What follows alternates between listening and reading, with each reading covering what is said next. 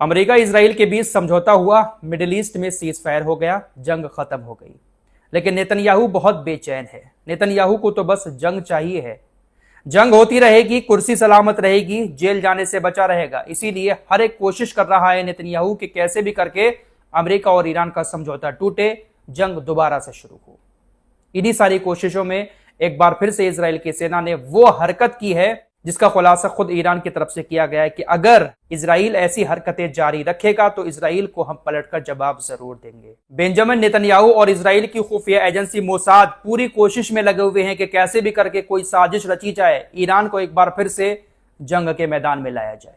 जैसे he cease fire का ऐलान हुआ था, अमेरिका और ईरान के बीच समझौता हुआ था, लेबनान के बॉर्डर पर तुरंत इजराइल की सेना ने हमले बढ़ा दिए थे, क्योंकि इस समझौते की पहली शर्त ही यही थी कि लेबनान के बॉर्डर पर परमानेंट वाला सीज फायर हो, इजराइल की सेना हमले बंद करके लेबनान के बॉर्डर से वापस आए। लेकिन इजराइल ने हमले तेज कर दिए, कोशिश पूरी की कि कैसे भी करके समझौते पर बातचीत ना हो, लेकिन फिर भी समझौते पर सिग्नेचर हुए और स्विट्जरलैंड के अंदर अमेरिका ईरान के अधिकारियों की मुलाकात भी हुई। एक बड़ा खुलासा स्विट्जरलैंड से भी हुआ है। अमेरिका, ईरान, कतर, पाकिस्तान के अधिकारी जब स्विट्जरलैंड के अंदर बातचीत करने पहुंचे थे तो वहां पर भी एक बड़ी साजिश मोसाद की तरफ से रची गई थी। एक हत्या की साजिश रची गई थी ताकि यह बातचीत पूरी तरह से नाकाम हो जाए।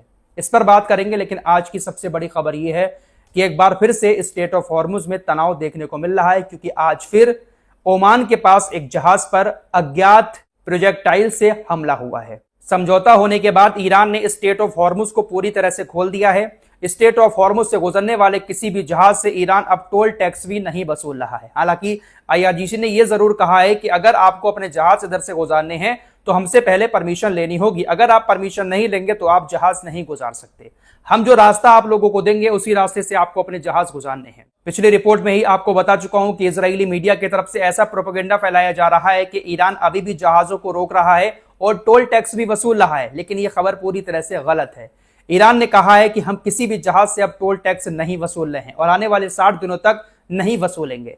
लेकिन ओमान के पास स्टेट ऑफ हॉर्मुज से थोड़ा सा पीछे एक जहाज पर हमला हुआ। सिंगापुर के झंडे वाला मालवाहक जहाज एवर लवली ओमान के समुद्री क्षेत्र के पास यात्रा कर रहा था। वहीं पर एक अज्ञात प्रोजेक्टाइल से हमला हुआ। यह हमला किसने किया, कहां से हमला आया, अभी तक इस बात का खुलासा नहीं हो पाया है। लेकिन यूके एमटीओ ने इस बात की जानकारी दी है कि एक जहाज पर हमला हुआ है। इस हमले के बाद यूनाइटेड नेशंस के आईएमओ ने खाड़ी क्षेत्र में जितने भी जहाज इस वक्त फंसे हुए हैं उनको निकालने का काम अस्थायी रूप से रोक दिया है। फिलहाल अभी कोई भी जहाज स्टेट ऑफ हॉर्मुज क्रॉस नहीं कर रहा है। स्टेट ऑफ हॉर्मुज जब ईरान ने बंद किया था तो कुछ ही जहाज निकल रहे थे। ऊपर से अमेरिका ने भी नाकेबंदी कर रखी थी, जिसकी वजह से सैकड़ों जहाज स्टेट ऑफ हॉर्मुज से लेकर ओमान की खाड़ी तक फंसे हुए हैं। अमेरिका ईरान के बीच समझौता होने के बाद स्टेट ऑफ हॉर्मुज के खुलने के बाद धीरे धीरे जहाजों को निकाला जा रहा है। लेकिन आज जहाज पर हमला हुआ, सिंगापुर का झंडे वाला जहाज था, जिसके बाद एक बार फिर से जहाजों को रोक दिया गया है। अभी यह हमला किसने किया, अभी यह जानकारी सामने नहीं आई है। क्या इसके पीछे इजराइल की कोई साजिश है? हो सकता है कि इजराइल इस तरह से हमले करके एक बार फिर से ईरान को निशाना बनाना चाहता हो कि देखिए ईरान अभी भी हमले कर रहा है और फिर अमेरिका उकसावे में आकर ईरान के साथ जंग शुरू कर दे। बड़ी खबर एक और आ रही है। इजराइल के लड़ाकू विमान अरबी देशों के एयर स्पेस में घूम रहे हैं। जी हां, आईआरजीसी के हेडक्वार्टर की तरफ से बयान जारी करते हुए यह कहा गया है कि आसपास के जो इस्लामिक देश हैं उनके एयर स्पेस में इजराइल के लड़ाकू विमान देखे गए हैं। इजराइल के लड़ाकू विमान लगातार ईरान के करीब उड़ान भर रहे हैं और यह ईरान के लिए खतरा पैदा हो सकता है। आईआरजीसी के हेडक्वार्टर ने अमेरिका को सीधी चेतावनी देते हुए कहा है कि अगर इजराइल को अमेरिका नहीं रोकता है तो हम इजराइल के ऊपर पलटवार करेंगे। नेतन्याहू लगातार ईरान को उकसाने की कोशिश कर रहा है कि हम ऐसा करेंगे, अपने लड़ाकू विमानों को ईरान के करीब भेजेंगे तो ईरान हमारे ऊपर पलटवार करेगा। ईरान पलटवार करके हमला करेगा तो फिर जंग शुरू हो जाएगी। ईरान दिमाग से और होशो हवास में काम लेते हुए अमेरिका के ऊपर सारा मामला रख रहा है। कोई भी हरकत इजराइल की तरफ से की जा रही है उसका जवाब इजराइल को नहीं दे रहा है ईरान, बल्कि ट्रंप से कह रहा है कि आप इसको रोको। ये जिस तरह की हरकतें कर रहा है समझौता खतरे में पड़ सकता है। फिलहाल 100 बात की एक बात यह है कि बेंजामिन नेतन्याहू बहुत बुरी तरह से बिलबिला रहा है। इसको बस जंग चाहिए है और कैसे भी करके चाहिए है। बड़ा खुलासा हुआ है स्विट्जरलैंड के अंदर जब अमेरिका, ईरान, कतर, पाकिस्तान के अधिकारी बैठक करने पहुंचे थे। पाकिस्तान के सेना प्रमुख आसिम मुनीर भी वहां पर पहुंचा था। आसिम मुनीर और उसके पूरे डेलीगेशन को मारने की साजिश मोसाद ने रची थी, ऐसा खुलासा हुआ है। ब्राजील के एक बड़े पत्रकार ने ऐसा दावा किया है कि अमेरिका और ईरान के बीच समझौते की बातचीत करने अमेरिका, ईरान, कतर, पाकिस्तान इन 4 देशों के डेलीगेशन पहुंचे थे। इजराइल को इसमें इनवाइट नहीं किया गया था, जिसकी वजह से इजराइल पूरी तरह से झल्ला गया।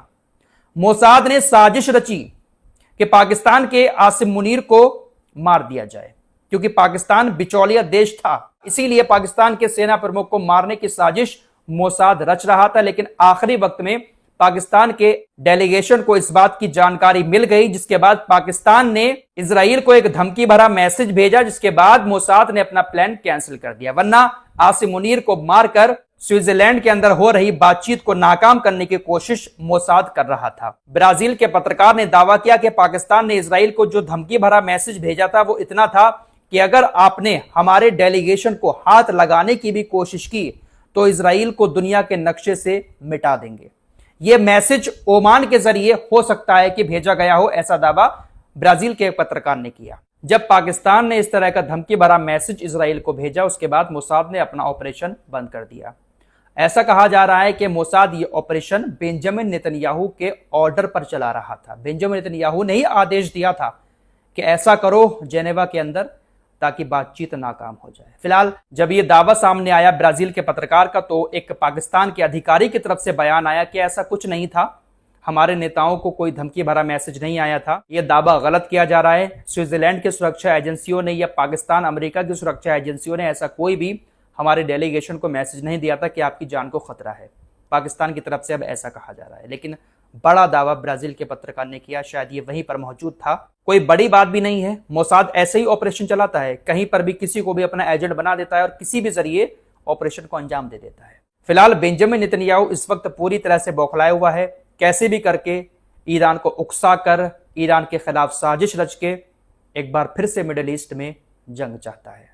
उधर यमन के हुतीस के नेता अब्दुल मलिक अल हौती ने एक बड़ी बात बोली है कि इजराइल बाबल मंडब और लाल सागर में अपनी पकड़ मजबूत करने की कोशिश कर रहा है। अब्दुल मलिक अल हौती ने कहा कि सोमाली लैंड वाला जो एरिया है समुंदर का, वहां से इजराइल की सेना बाबल मंडब और लाल सागर में अपनी पकड़ मजबूत करने की कोशिश कर रही है। अगर इजराइल की सेना कोई भी हरकत करती है सोमाली लैंड में, तो इजरायली सेना के ऊपर पलटवार किया जाएगा। हम चुप नहीं बैठेंगे, हम इजरायली सेना को निशाना बनाएंगे अगर बाबल मंडब और लाल सागर में आने की कोशिश इजराइल की सेना ने की।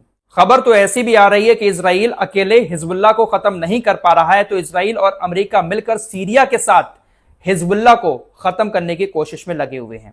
दरअसल एक बॉर्डर, दक्षिणी बॉर्डर इजराइल के करीब है और दूसरा बॉर्डर सीरिया के पास में है। बहुत दिन से ऐसी खबरें आ रही हैं कि इजराइल के कहने पर सीरिया के राष्ट्रपति अल जुलानी अपने सैनिकों को लेबनान के बॉर्डर के करीब तैनात कर चुके हैं। सीरिया के जिस बॉर्डर पर अल जुलानी ने अपने सैनिकों को तैनात किया है, वहां से हिजबुल्लाह के 3 ठिकानों पर हमला करना बहुत आसान है, क्योंकि सीरिया के बॉर्डर के करीब ही हिजबुल्लाह के जो मेन 3 ठिकाने हैं वो बने हुए हैं। हालांकि वहां पर बहुत सारे सुन्नी लोग भी रहते हैं, इसलिए हमला कर पाना इतना आसान नहीं है सीरिया के लिए। लेकिन अमेरिका और इजराइल पूरी कोशिश में लगे हुए हैं कि कैसे भी करके सीरिया को घेरा जाए और सीरिया की सेना के जरिए हिजबुल्लाह को खत्म करवाया जाए। लेकिन अल जुलानी अगर थोड़ा सा भी समझदार है तो अपनी सेना को हिजबुल्लाह को खत्म करने हिजबुल्लाह के गढ़ में उतारेगा नहीं। अगर उतार देता है तो फिर सीरिया को भी निशाना बनाना शुरू कर देगा हिजबुल्लाह। फिलहाल इजराइल हर तरफ से कहीं ना कहीं कोशिश करने में लगा हुआ है कि कैसे भी करके बस जंग हो। तनाव बड़ा रहेगा, बेंजामिन नेतन्याहू की कुर्सी सलामत रहेगी, जेल जाने से बचा रहेगा। इस रिपोर्ट में इतना ही, कुछ और खबरों के साथ फिर हाजिर होंगे। अपना ख्याल रखिएगा। अल्लाह हाफिज।